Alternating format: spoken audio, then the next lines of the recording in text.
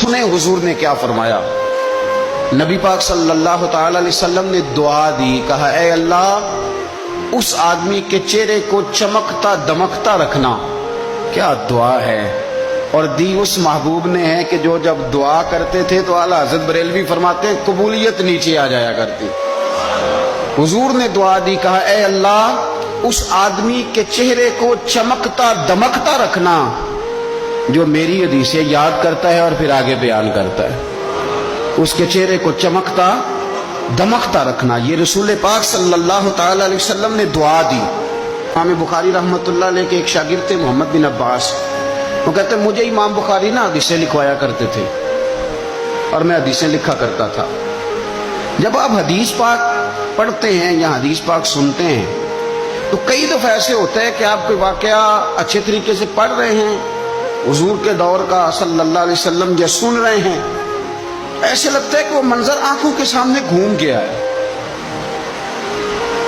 تو امام بخاری رحمۃ اللہ تعالی علیہ اپنے شاگرد کو حدیثیں لکھوا رہے تھے تو ایک خاص حدیث پاک کے لحاظ سے آپ نے فلسفہ بیان کیا۔ انہیں چونکہ حدیث پاک کے مشن سے پیار بڑا تھا امام بخاری کو، فرماتے ہیں 500 دینار میری ماہانہ آمدن ہے، میں ساری نبی پاک کے دین کے طالب علموں پہ خرچ کر دیتا ہوں۔ یہ مشن سے پیار ہے۔ تو امام بخاری رحمۃ اللہ تعالی علیہ کے شاگرد محمد بن عباس فرماتے میں حدیثیں لکھ رہا تھا تو انسان تھک جاتا ہے، کہتے میں لکھتے لکھتے لکھتے لکھتے امام صاحب چونکہ لکھواتے جا رہے تھے تو میں تھک گیا۔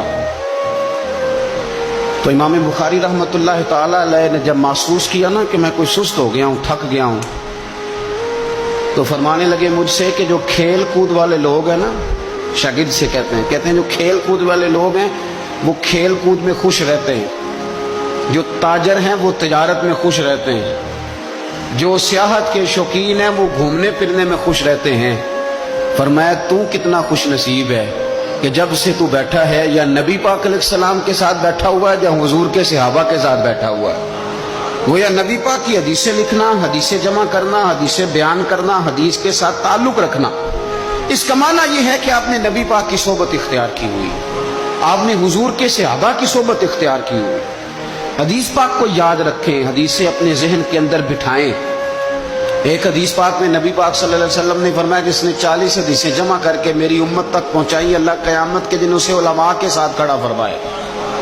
حدیثوں کو یاد رکھیں۔ میرا آپ کو مشورہ ہے کہ رات کو بیٹھ کے لکھیں آپ کو کتنی حدیثیں یاد ہیں، جو یاد ہیں وہ لکھیں، اور حضور صلی اللہ علیہ وسلم کی باتوں کا ذکر کریں۔ کسی شاعر نے ایک جملہ کہا تھا پر بڑے بہترین کہہ دیا، وہ کہنے لگا یا رسول اللہ صلی اللہ علیہ وسلم میری تو بات بن گئی ہے بس تیری بات کرتے کرتے۔